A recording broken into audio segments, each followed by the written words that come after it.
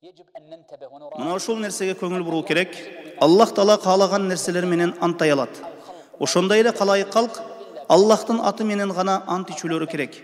Башка нерселер менен ант ичүүлөрү дурус эмес. Мен сага Аллахтын элчиси айтты деп айтып жатамын. Мен Зайд айтты же Амр айтты деп айткан жокмун.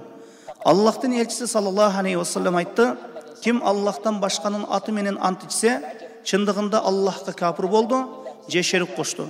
Бул Мухаммад саллаллаху алейхи вассаламдын сөзү. Таң калыштуусу, адамдардын кээ-бири Аллахтын элчисинин сөзүн угушат да, анын ишине карама каршы келген ишти жасашат. Аллахтан башканын аты менен ант ичет. Бул нерседен пайгамбар саллаллаху алейхи вассалам кайтарды. Эгер өткөн салихиндер сахабалардын жолуна карай турган болсоң, Аллахтан башканын атын айтып, ант ичүүнүн коркунучун билсең болот. Ибн Масуд радиаллаху анхудан келген риваятта Ибн Масуд радиаллаху анху айтты: Аллахтын аты менен жалгандан ант ичүү мен үчүн махлуктун аты менен чынчыл болуп ант ичүүдөн сүйүктүүрөөк. Анткени жалгандан ант ичүү бул чоң күнөөлөрдүн бири болуп саналат. Ооба, урматтуу туугандар, Аллахтан башканын аты менен ант ичүү бул арам жана арам иштердин эң чоңу.